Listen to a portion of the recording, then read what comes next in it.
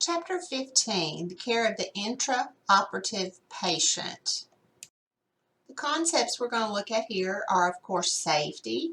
We're also going to look at gas exchange, tissue integrity, teamwork, and interprofessional collaboration. So the members of the surgical team include the surgical assistant and the surgeon, anesthesia providers. You've got a holding nurse, a circulating nurse, a scrub nurse. Sometimes you'll have surgical techs, specialty nurses, ORTs, surgical technologists may be used in addition to the nursing staff.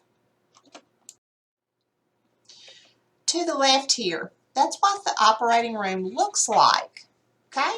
And to the right, you're going to see an anesthesia machine, which is a ventilator and anesthetic gas combo. Okay, they look really complicated, and they are a little bit, really. We talked a bit about minimally invasive surgeries. It's becoming the preferred technique for many surgeries, and here's a list of the minimally invasive surgeries that you can have. A cholecystectomy, joint surgeries, cardiac surgeries, a splenectomy, or some kinds of spinal surgeries are all common practice to have via scope now. Protecting the patient when they're unable to protect themselves is the priority of everyone in the surgical suite, all of the surgical team. Everything about the OR suite is geared to protecting the patient. The design of OR centers for infection prevention, and the OR has controlled air exchange, temperature, and humidity levels. They're all set. Even the designated traffic areas, these are all infection prevention measures by design so that we can protect the patient. Electrical and fire safety is addressed as well by having multiple outlets on separate circuits to prevent short-circuiting and loss of power. You'll find each surgery area has policy and procedures for proper ground pad placement. This is to avoid electrical shock in the patient. Avoiding patient contact with metal components of the OR table, and we use PrEP solutions to help prevent surgical burns even. Each patient will have a fire risk assessment completed, which evaluates the fire triangle in the OR, which is ignition sources, oxidizers, and fuels. The room temperature in the OR should be between 68 and 73 degrees. The humidity levels should be between 30 and 60 degrees. These levels are optimal for fire prevention. All right? Patient safety devices like safety straps are required for the patient. The OR bed must be locked. Blankets and warmers are used to prevent hypothermia. Positioning and pads are used to prevent skin breakdown. The surgical team must have good hygiene and be free of communicable diseases. No one with open wounds, a cold, or any infection should participate in surgery. Jewelry should be minimal, if at all. Hand washing must be stringent, and we're talking about the nurses and doctors here. The nurse must don appropriate surgical attire and scrub in before entering the surgical suite. Okay, the scrubbing, gowning, and gloving process. You're going to use the surgical scrub. B shows rinsing. Note the water falling off the hands and arms. Also note the foot-operated handle that controls the water flow. After scrubbing and rinsing, the scrub nurse dries his hands and arms with a sterile towel inside the operating room and then is assisted into a sterile gown. The scrub nurse prepares sterile gloves. Note that the scrub nurse's hands are inside the sleeve of the gown and that he is touching the sterile gloves only with the sterile sleeve. Okay? D shows the scrub nurse puts on his first sterile glove while the sterile gown is being tied in the back. Note again that his hand never emerges from under the sterile sleeve. E shows the scrub nurse putting on his second sterile glove. Notice in the last picture how the gown is actually down to the knuckles. You can see it under his gloves. Surgical scrubbing. Broad spectrum surgical antimicrobial solutions are used. It takes vigorous rubbing, and this creates friction, and it's used from the fingertips all the way to the elbows. So you have to scrub all the way to the elbows if you're going into the OR. And the scrub continues for 3 to 5 minutes. It's not just a simple 20-second wash your hands to prevent COVID infection, is it? It is a deep scrub. Anesthesia. What is anesthesia? It's an induced state of partial or total loss of sensation. And this occurs with or without loss of consciousness. Sometimes you will just get a block, like a nerve block, that blocks the pain impulses, that suppresses the reflexes. Or sometimes you just get things to promote muscle relaxation. But in other times, you'll get things that actually make you unconscious or control the level of unconsciousness. Let's turn to page 259 and look over the stages of general anesthesia. So stage 1 actually begins with the induction of the medication and ends with the loss of consciousness of the patient. The patient feels drowsy and dizzy, has a reduced sensation of pain, is amnesic, which means they will not remember what's going on. Their hearing may be a little exaggerated. So you need to keep the discussion about the patient to a minimum. And this kind of helps promote patient dignity. In this first stage, this is when we're going to make sure that the patient is positioned securely and that they have any safety belts on. We're going to close those operating room doors and dim down the lights, and this is when control of traffic begins coming into the surgery suite. Okay, stage 2 begins with the loss of consciousness and ends with relaxation, regular breathing, and loss of the eyelid reflex.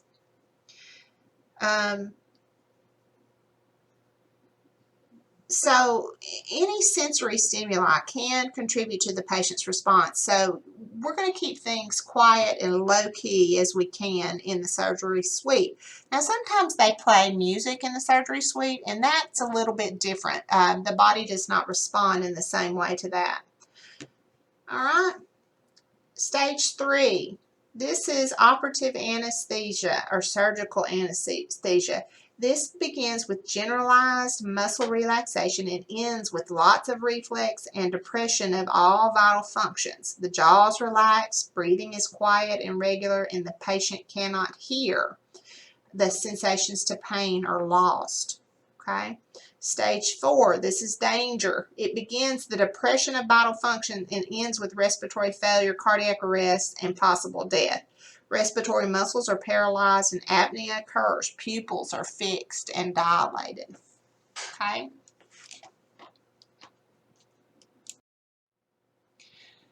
The 4 stages, we talked about that just now of general anesthesia. And again, those are on page 259 if you want to look over those. Balanced anesthesia usually includes a combo of types of anesthesia and drugs. It's a combo of drugs inhaled and maybe IV. And it gives you an example here of the thiopental for induction, nitrous oxide for the amnesia portion, morphine for the pain portion, and pancuronium for the muscle relaxation or paralyzation. All of those things that we just talked about are important to make sure that we keep them still and relaxed during their surgery. Complications from general anesthesia. You can have malignant hyperthermia, and it's definitely something we always want to watch for after in the post-op period. That means we do what? We take that temperature frequently, right?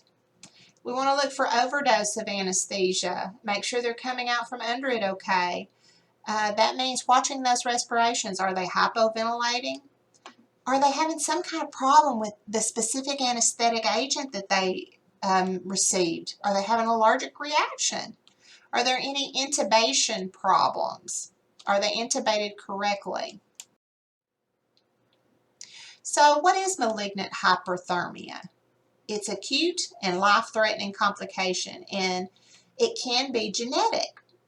And it begins with skeletal muscles exposed to specific agents of anesthesia. And what happens is they have an increased metabolism, calcium levels in the muscle cells, and all of this leads to acidosis, high temperatures, and cardiac dysrhythmias. It can be very dangerous. Clinical manifestations of malignant hyperthermia, things you're going to be looking for are tachycardia, skin mottling, cyanosis, myoglobinuria. What does that mean? Myoglobin is a protein in heart and skeletal muscles, and when muscle is damaged, myoglobin in muscle cells is released into the bloodstream, and the kidneys help remove myoglobin from the blood into the urine. So you'll notice a change in urine color. You'll have a rise in that end-tidal carbon dioxide level. And remember, all of this is during surgery. You're going to have an elevated body temperature. Malignant hyperthermia can also happen directly after surgery. What is local anesthesia? This is something that briefly disrupts any nerve impulses transmitted from a specific area. So that's your lidocaine that numbs the little area where you're going to have a lesion taken off of your arm, or it could be delivered topically by local infiltration. That just means a little pad that's laid on your skin, and your skin absorbs that numbing medicine. During this local anesthesia, the patient remains conscious and able to follow instructions through the whole thing. Okay, let's look at page 261 on table, let's look at table 15-4. Regional anesthesia. There are 4 different kinds of regional anesthesia listed here. One is a field block, and these are just kind of a series of injections around the operative field. It's used for like chest procedures, hernia repair, or dental surgery, and some plastic surgeries. Nerve block. What's a nerve block? It's the injection of a local anesthetic agent into a particular nerve or group of nerves, and it's most commonly used for limb surgery or to relieve chronic pain. Spinal anesthesia. There's an injection of anesthetic agent into the cerebrospinal fluid in the subarachnoid space, and you can see in your picture here some of those areas where you may have actually the nerve blocks. This is showing mostly the nerve blocks in the picture. Okay, so for the spinal anesthesia, it's most commonly used for lower abdominal, pelvic, hip, and knee surgery.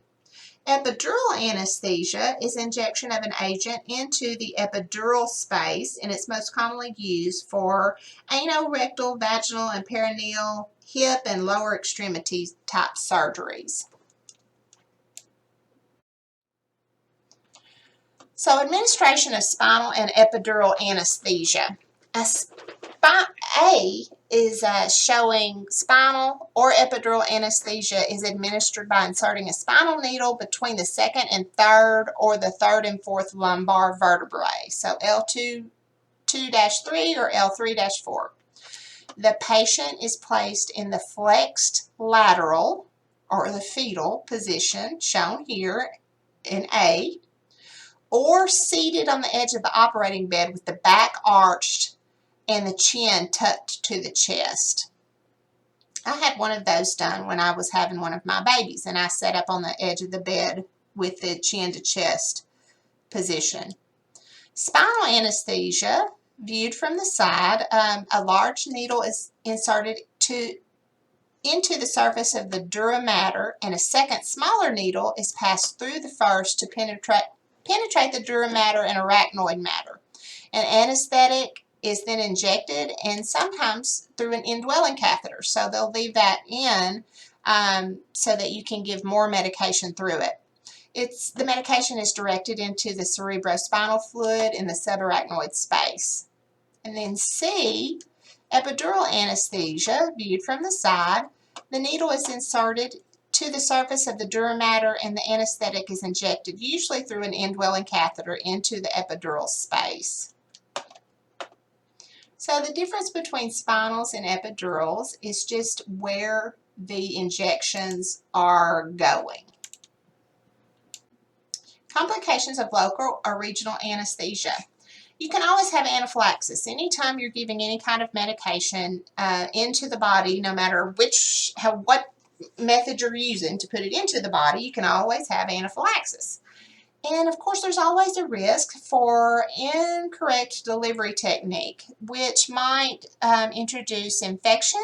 It could introduce the medication into an area of the body where it's not supposed to be. And when you're doing regional anesthesia or local anesthesia, there's always a small chance that the anesthesia could get into the system, and there could be systemic absorption from these. You can always overdose, even from a local or regional anesthetic.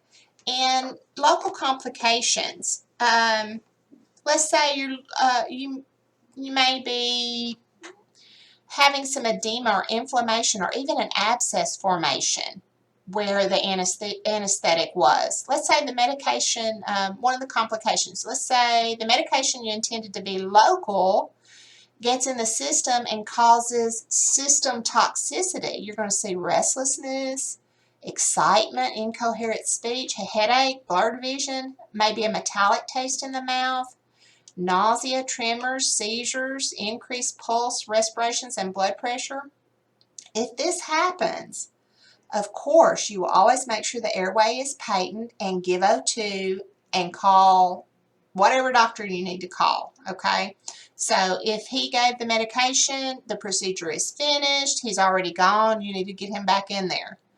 You'll need to give a fast-acting barbiturate to counteract the effects. So give epi if they're bradycardic to prevent cardiac arrest.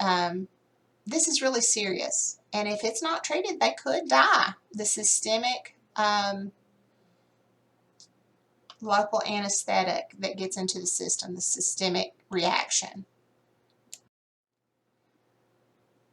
Okay, so we talked about what you should do. You need to establish that and open that airway, give oxygen, call that surgeon, give a fast-acting barbiturate, and any epinephrine if they have unexplained bradycardia.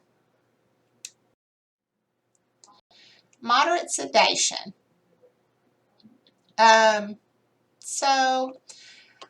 Moderate sedation is IV delivery of a sedative, hypnotic, or opioid drugs to reduce the level of consciousness, okay? And that's pretty self-explanatory. We need to make sure we have a patent airway and that they can still respond verbally. And any kind of amnesia action or reaction in this is short-lived.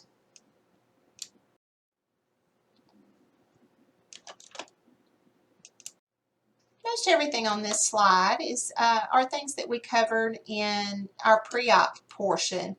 So just read back over those and refresh your memory on what was in the last video.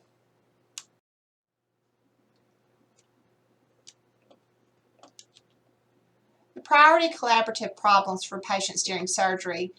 We've talked about this. Safety, you've got to do safety. You've got to make sure that no infection is introduced into the patient, and make sure that they have good gas exchange and that their pain is taken care of. Very high priority, that pain. And pay close attention to any kind of reduced respiratory efforts.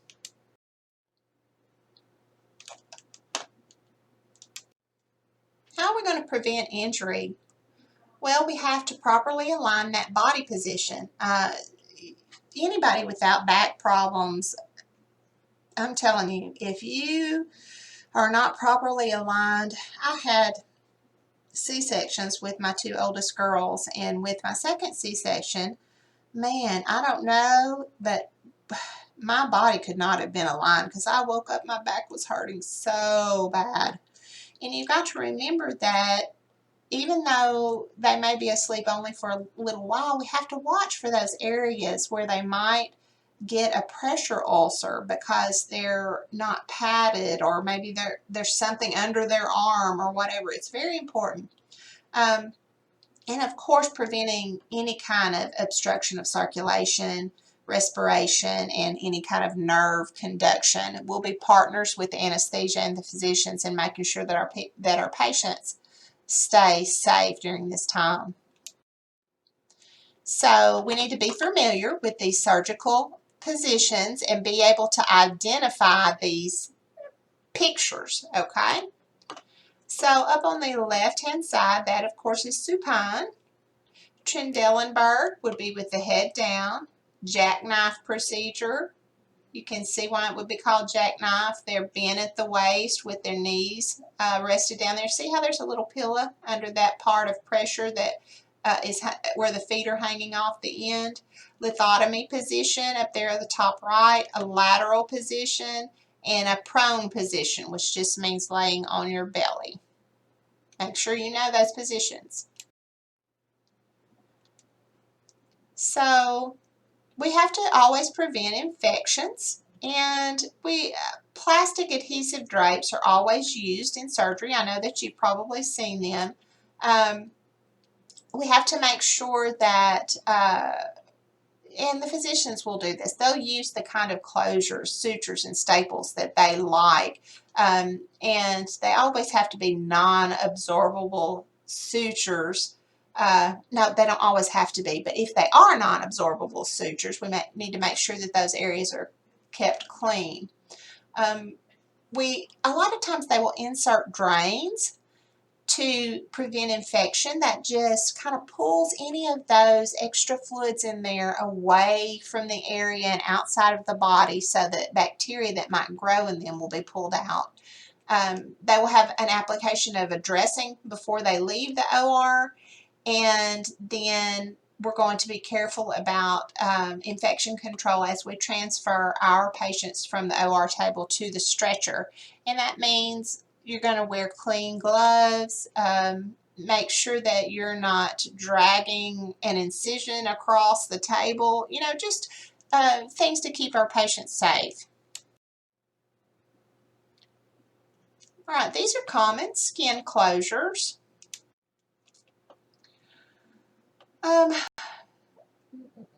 Kind of get these pictures in your mind and try to understand what they represent here. You've got the interrupted sutures. That just means individual sutures, okay? A continuous suture is just an interlocking stitch. So they don't cut the suture after every tie. It just goes on and on all the way down. Then you'll see the staples. You've got the tape to keep the suture areas together. This is, in the middle you'll see a retention bridge, and then on the right hand side these are stay or retention sutures. You see the regular small sutures in between there, and then the big, these are kind of like stretchy rubber retention sutures. And a lot of times they'll use these retention sutures in big abdominal surgeries that they don't want to eviscerate. All right, so preventing hypoventilation. Is their pulse ox good? Has their heart rate or rhythm changed? How's their blood pressure? Remember that anesthesia providers cannot leave the OR suite. If an emergency arises, another anesthesia provider should be called in immediately. There has to be an anesthesia provider there, because the breathing, circulation, cardiac rhythms, and blood pressure, heart rate have to be monitored at all times. As far as the nurse is concerned, the following areas must be met to consider your job successful in protecting the patient during surgery.